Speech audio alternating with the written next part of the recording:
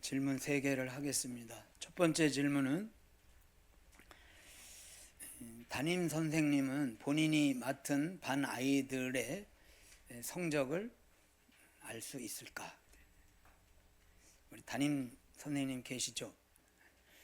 반 아이들의 성적이 누가 공부를 잘하는지 못하는지 알 수 있을까? 두 번째 질문입니다. 여러분에게 해당되는 건데요.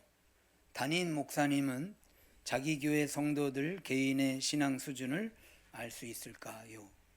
가로 열고 단 성도수 200명 이하의 경우.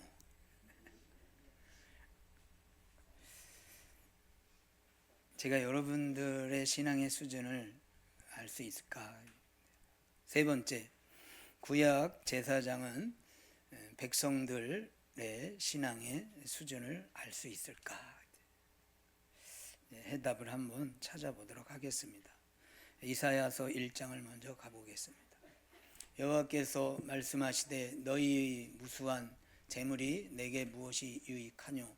나는 수 양의 번제와 살찐 짐승의 기름에 배불렀고 나는 수송아지나 어린 양이나 숫염소의 피를 기뻐하지 아니하노라. 같이 읽습니다. 시작. 너희가 내 앞에 보이러 오니 이것을 누구에게 요구하였느냐? 내 마당만 밟을 뿐이니라. 헛된 재물을 다시 가져오지 말라. 분향은 내가 가증히 여기는 바요. 안식일과 대회로 모이는 것도 그리하니 성회와 아울러 악을 행하는 것을 내가 견디지 못하겠노라. 아멘. 구약의 선지자나 제사장들은 이스라엘 백성들이 신앙이 어떤 신앙인지를 알고 있었어요. 그래서 누가 재물을 가지고 와도 이 사람은 오늘 마당만 밟고 가는구나. 이 사람은 그 마음에 정말 진실함이 있구나. 이것을 알까요, 모를까요? 안다, 모른다? 안다. 알았어요. 그래서 선지자들이 그런 껍데기 신앙인 것을 알고 있었기 때문에 이런 선지서가 나온 거예요. 그러면 여기서 질문이 있는데, 과연 그 제사장들은, 선지자들은 통일하게 양을 끌고 나왔는데 누구는 지금 헛된 마음을 가져왔고 누구는 진실된 마음을 가져왔는지를 어떻게 알았냐, 그거예요. 구약학자 앨런 로스가 이 답을 제시하는데요. 그가 이렇게 설명을 합니다. 속건제는 영적 삶에서 가장 의미 있는 제사 가운데 하나였다. 이 제사를 드리는 것은 진정한 회개의 증거였다. 그랬어요. 그러니까는 속건제물을 드리는 자야말로 그 사람의 신앙이 올바른 신앙이고 진실된 신앙인 것을 증명할 수 있다는 거예요. 왜냐하면요, 이 속건제는 다른 제사와 다른 점이 있어요. 그게 뭐냐면요, 바로 배상이라는 거예요. 지난번에 배웠어요. 속건제는 그냥 이름을 속건제라 그러지 말고 배상제 이렇게 외우는 게 좋아요. 배상이 있다.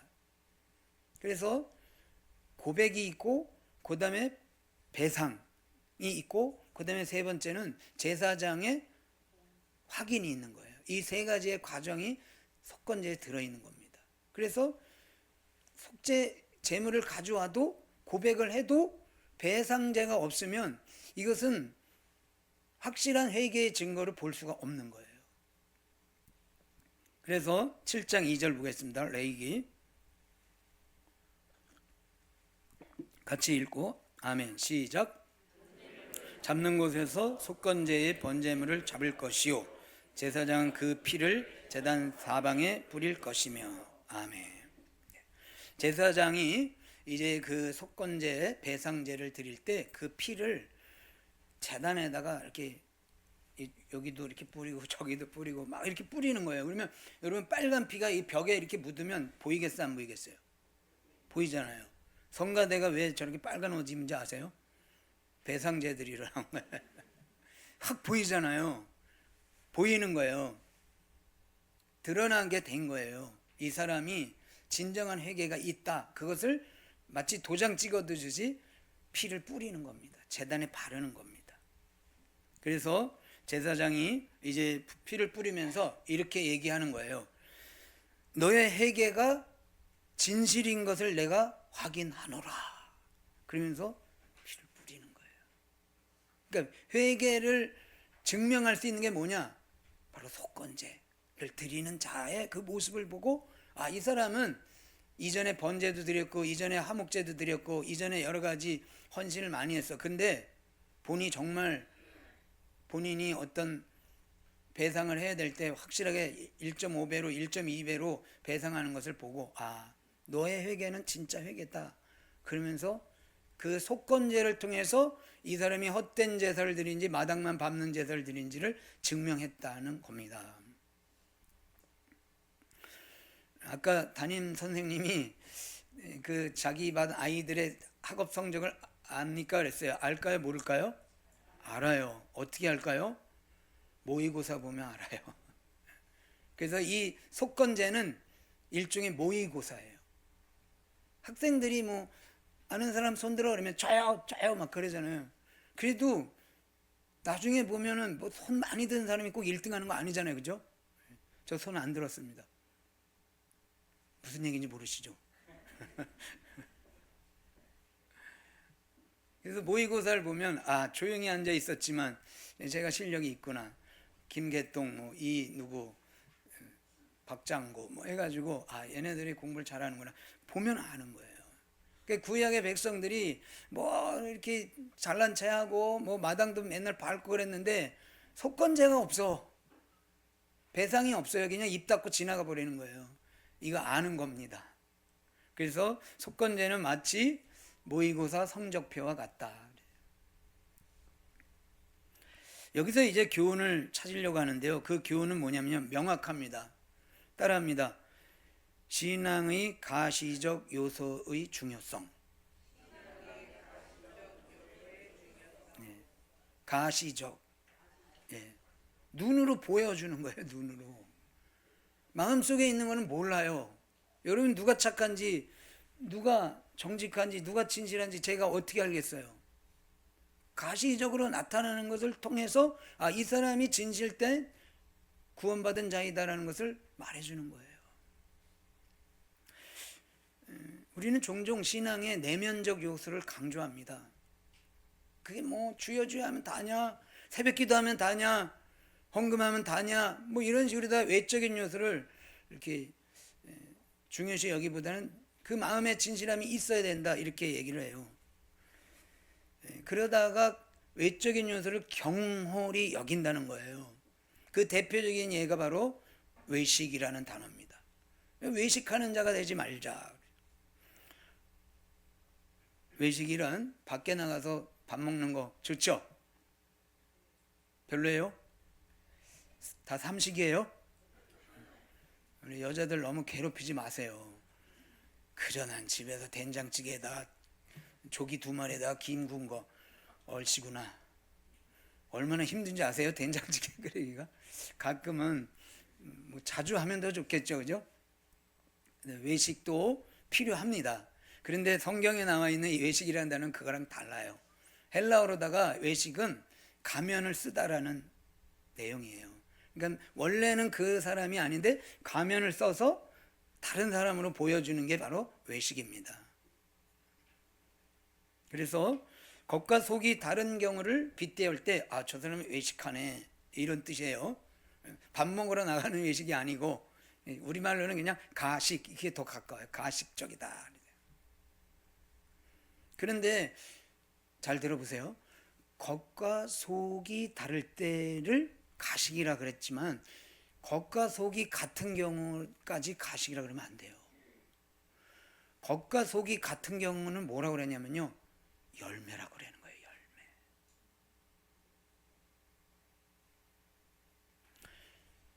구원받은 자는 마음 안에 예수 그리스도가 계셔요. 아멘. 네. 그리고 성령께서 내 마음 안에 충만히 계셔요. 아멘.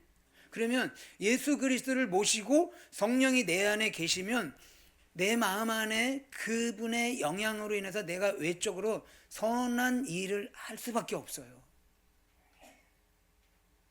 어쩌면 이게 자동이에요. 내 안에 예수님이 계셔, 성령님이 계셔. 그래서 내가 뭔가 나쁜 일을 하려고 해도 성령님이 근심하셔. 착한 일을 하려고 하면 성령님이 나에게 더 은혜를 주셔요. 그래서 그 일을 할 수밖에 없어. 그래서 속에 그리스도가 계시고 성령님이 계신 그 신자가 선한 일을 행하는 것을 외식이라 하지 않고 뭐라 그랬다고요? 열매라 그랬는 거예요. 열매. 사과나무에 사과가 열렸어요. 그러면 사과한테 그러죠. 외식하고 있네.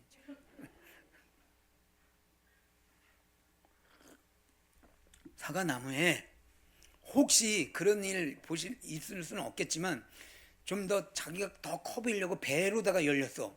그럴 경우는 저거 외식하고 있네 그럴 수는 있어. 고얌나무 아시죠? 고얌은 조그마잖아요. 그래 고얌나무에 갑자기 저 꼭대기에 감처럼 큰 고얌이 열려서 그러면 저거 외식하고 있네 그럴 수는 있어. 그러나 사과나무에 사과의 열매인 것은 열매라 그러지 그걸 외식이라 그러지 않는 거예요. 그러니까 신자가 착한 일을 하면 그것은 열매라 그러는 거지 신자가 착한 일 하는 것 같다 외식하네 그러면 안 되는 거예요.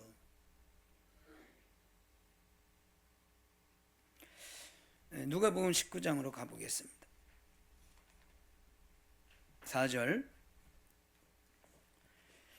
삭개오라는 사람이 이제 예수님이 자기 동네에 오신다는 소문을 듣고 이제 나서는 거예요. 앞으로 달려가서 보기 위하여 돌무화과 나무에 올라가니 이는 예수께서 그리로 지나가시게 되밀어라. 삭개오가 예수님을 보려고 나무의 꼭대기에 올라갔어요.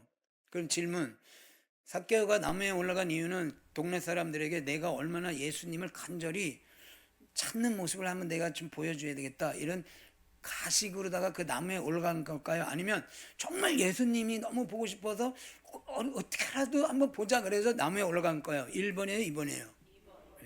그럼 삭개오가 나무에 올라간 건 가식이에요? 열매예요? 그 마음 안에 순전한 마음이 있어서 올라간 거예요. 8절. 삭개오가 서서 주께 여짜오되 주여 보시옵소서 내 소유의 절반을 가난한 자들에게 주겠사오며 만일 누구의 것을 속여 빼앗은 일이 있으면 내 갑절이나 갚겠나이다 그랬어요. 자기가 그동안에 지은 죄에 대한 값을 배상을 하겠다는 거예요. 구약으로 얘기하면 속건제사를 드리겠다. 그러면 내가 말이야 돈이 많잖아. 내가 세리장이잖아 세리장. 그래서 가난한 사람들 내가 그동안에 너 다 나눠줄게. 4배씩 모자라? 더 줄게. 나 이 정도야. 이 마음으로 지금 구제를 하겠다는 거죠? 아니에요. 그 마음 안에 예수님이 이미 들어가셨어요. 그래서 그리스도의 영이 그를 속건제를 드리도록 자기가 잘못된 것에 대한 모든 배상을 4갑절이나 주겠다는 그런 간절한 마음이 있어서 하겠다는 거예요. 그래서 삭개오는 자기 자신을 좀 드러내려고 뽐내려고 다른 사람보다 내가 더 많은 구제를 하고 있어 이런 것을 좀 자랑 삼으려고 한 게 아니라는 거예요. 그 증거가 9절이에요. 같이 읽고 아멘. 시작. 오늘 구원이 이 집에 이르렀으니 이 사람도 아브라함의 자손이로다. 아멘. 사랑하는 여러분, 여러분들 안에 그리스도가 있으면 성령님이 계시면 반드시 선한 일을 행할 수밖에 없습니다. 그래서 우리 중에 이렇게 삭개와 같이 아브라함의 자손된 자가 내가 뭘 하겠어요? 내가 여러분들 위해 뭘 봉사하겠어요? 헌신하겠어요? 그럴 때 외식하고 있네 그러지 마시고 아 저분 안에 그리스도가 계시구나 참 귀하구나 이렇게 그의 열매를 그의 순종의 열매를 여러분들이 같이 감동하시고 또 그 은혜를 같이 나누시기를 주의 이름으로 축복합니다. 질문 한번 해보겠습니다. 여러분들 친구들 많이 있잖아요. 그 친구들 중에 진실된 친구 누구냐? 누구예요? 결국은 내가 어려울 때, 배고플 때, 야, 너 집 앞에 있어. 빨리 나와. 내가 밥 사줄게. 돈 너 뭐 얼마 필요해? 내가 줄게. 뭔가 겉으로 드러난 표시를 하는 친구가 진실된 친구예요. 야, 너 힘들겠다, 맨날. 이런 친구, 물론 그것도 친구일 수도 있지만, 진실된 친구는 누구냐? 겉으로 선한 행동이 나에게 올 때 그 사람이 진실된 친구인 거예요. 진실된 성도는 누구냐? 제가 여러분들 어떻게 아느냐? 알 수 있어요. 무엇이냐? 가시적으로 보면 알아요. 구원받은 자, 아브라함의 자손, 그 안에 예수 그리스도가 있는 자는요, 봉사해요. 헌신해요. 눈물 흘리며 기도하고, 말씀에 순종하고. 제가 알겠어요? 모르겠어요? 속에 안 들어가 봐도 겉만 보면 아는 거예요. 겉으로 드러날 수밖에 없어요. 겸손한 자, 배웠는데도 배운 채 안 하고, 나이 드셔도 나이 든 채 안 하고, 또 뭐 가졌어도 그거 가지고 내가 뭐 자랑하지 않고, 우리 겸손하게 순종하는 그 겉모습을 보고 제가 아, 이분은 참 신자구나, 이걸 아는 겁니다. 교회도 마찬가지입니다. 여러분, 동락교회가 좋은 교회냐, 동락교회가 훌륭한 교회냐, 동락교회 괜찮은 교회냐, 뭘 보고 알겠어요? 전 세계 기독교계에서 아주 칭송받던 목사님 한 분이 계셔요. 저도 굉장히 그분을 존경하는데요. 그분의 이름이 바로 로이드 존스 목사님입니다. 제가 로이드 존스 목사님을 책을 한 거의 100권을 가지고 있어요. 거의 다 읽었어요, 제가. 그분의 생애부터 해가지고 그분의 강해 서적을 한 20년 동안 제가 읽었는데, 제가 그분을 이렇게 평가하고 있습니다. 깊이가 있고 균형이 있는 바른 설교자이며, 이게 중요해요. 고담도 중요해요. 영적 안목이 있는 목회자다. 제가 요약한 거예요. 이분은 신학적으로 깊이가 있어요. 그리고 균형이 있어요. 이것만이 아니에요.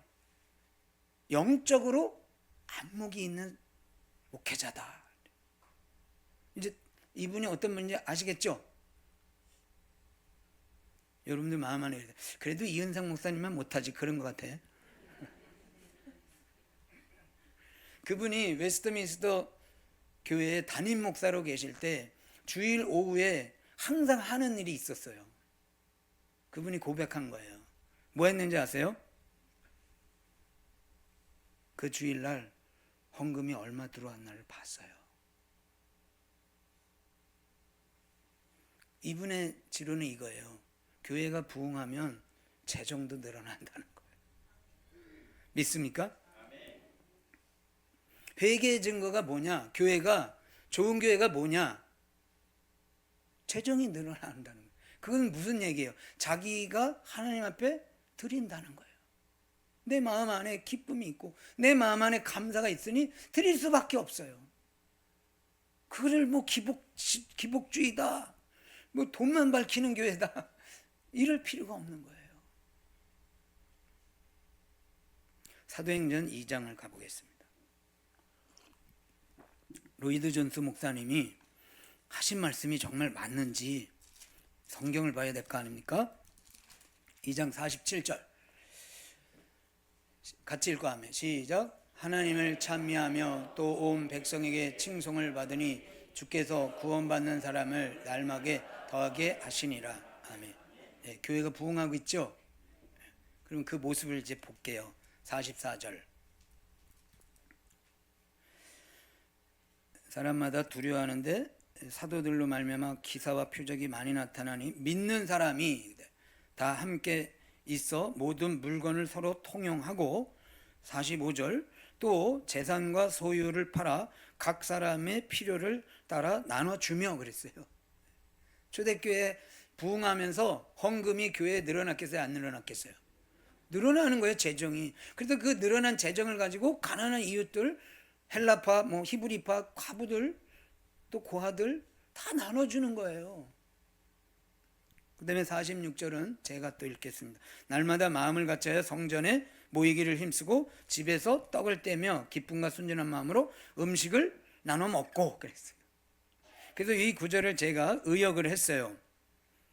부흥하는 교회 특징은 이런 교회입니다. 우리 동락교회도 이런 교회인지 여러분 같이 한번 고민해 보시길 바랍니다. 부흥하는 교회 특징 절대로 43절에서 46절 제가 이렇게 바꾸어서 설명하는 거예요. 절대로 상종하고 싶지 않은 사람들과 함께 모이는 교회. 우리 그래요? 아니면은 교회가 회개가 부족한 거예요. 절대로 상종하고 싶지 않은 사람들과도 함께 모이는 교회가 부흥하는 교회예요. 2. 절대로 도와주고 싶지 않은 사람들을 물질로 도와주는 교회. 3. 절대로 시간 내기 어려운 사람이 교회에 열심히 출석하는 교회. 4. 절대로 공부를 싫어하는 사람이 성경 공부를 열심히 하는 교회. 이게 부흥하는 교회예요. 그래서 제가 요약합니다.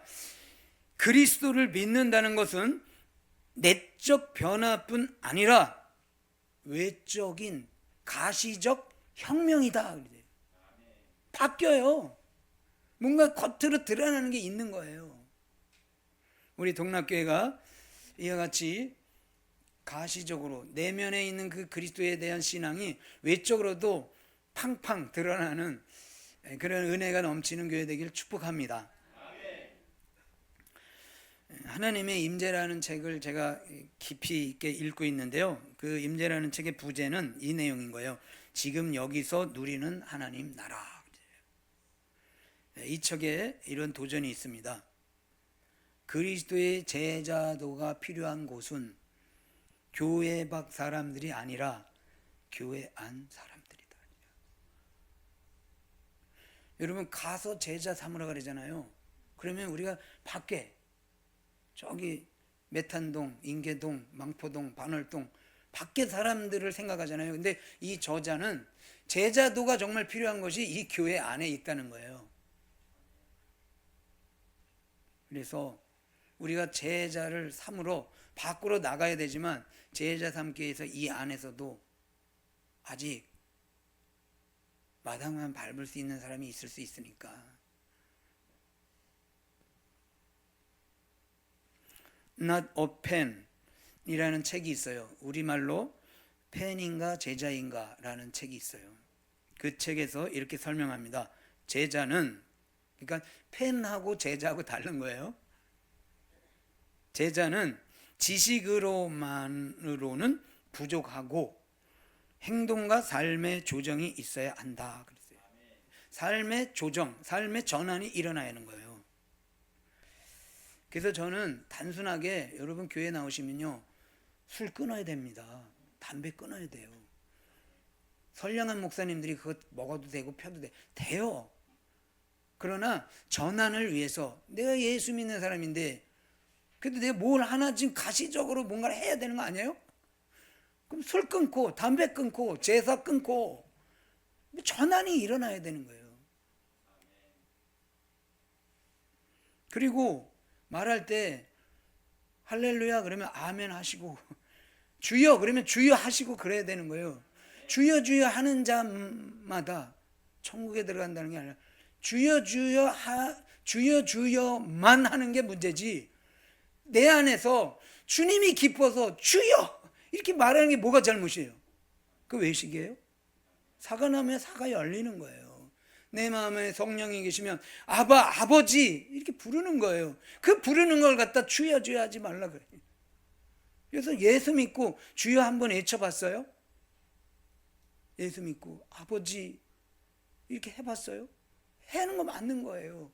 이런 언어의 전환도 일어나야 되는 거예요. 행동의 전환도 일어나야 되고 헌신의 전환도 일어나야 되는 거예요. 현대교회가 조심할 거 있습니다. 신비주의. 이게 그냥 찬양하고 뭐 기도하고 막 샬라샬라 하면서 이렇게 항몰에 빠져요. 조심해야 되는데요. 이거 말고 또 조심해야 될 게 있는데 그게 뭐냐면요. 산대만주의라는 게 있습니다. 샌더매니아즘. 이건 뭐냐면요. 지식만 계속 추구하는 거예요. 따지기만 하고 누가 외식하냐 이런 거. 그리고 성경이 얼마나 잘 쪼개지냐 이런 것만 계속 추구해요. 이거 이전에 다 있었던 잘못된 신앙들인 거예요.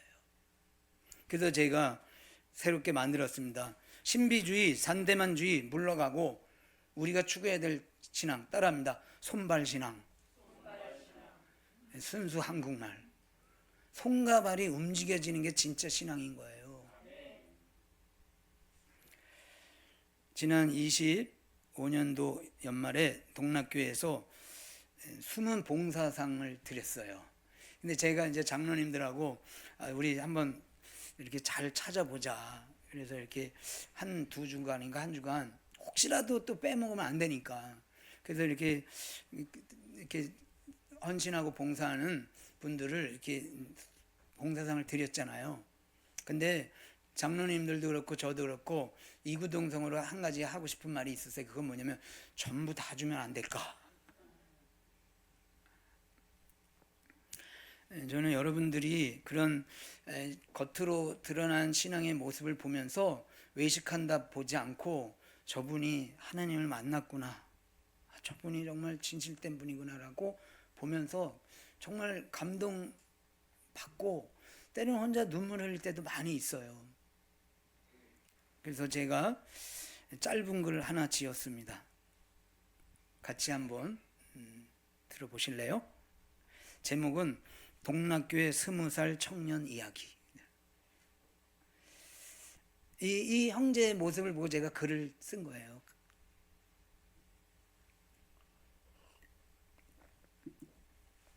한번 들어보세요.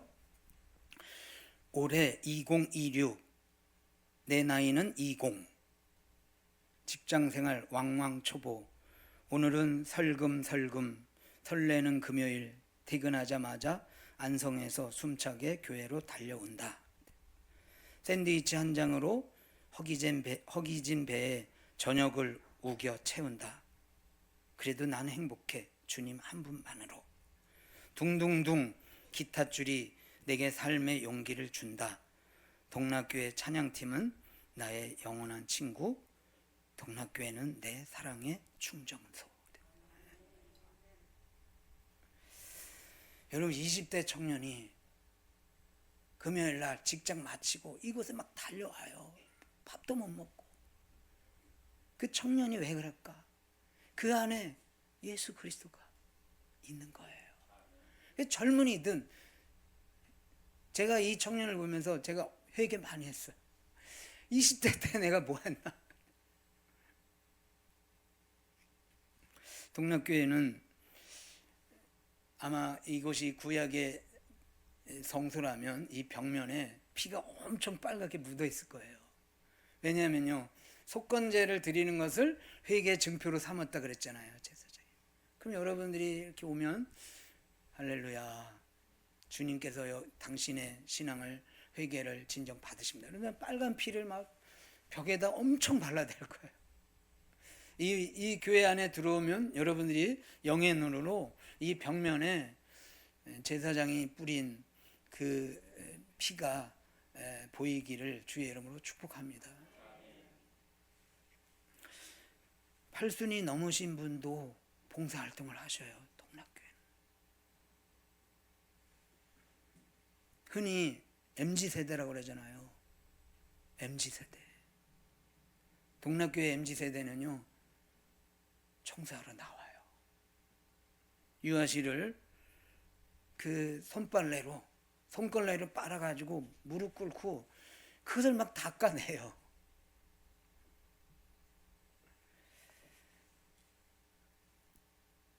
동락교회는요, 이런 분도 계셔요. 제가 당사자가 계셔서 말씀드리기 참 죄송한데, 여러분 암이 뼈에 전이 됐어요. 근데도 예배드리러 나와요.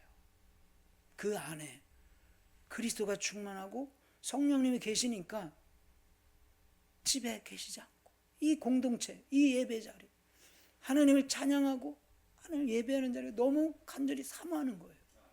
나오는 거예요.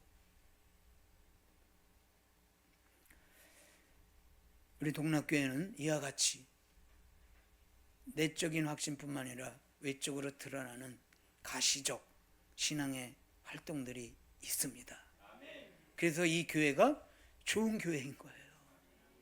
마다만 받는 게 아니라 구석구석에서 보이지 않는 곳에서 드러나는 그 신앙, 그것을 가지고 오늘도 이 예배 자리에 나온 겁니다. 우리 모두가 서로 축복하고 격려하고, 혹시 마당만 밟는 거 아니야?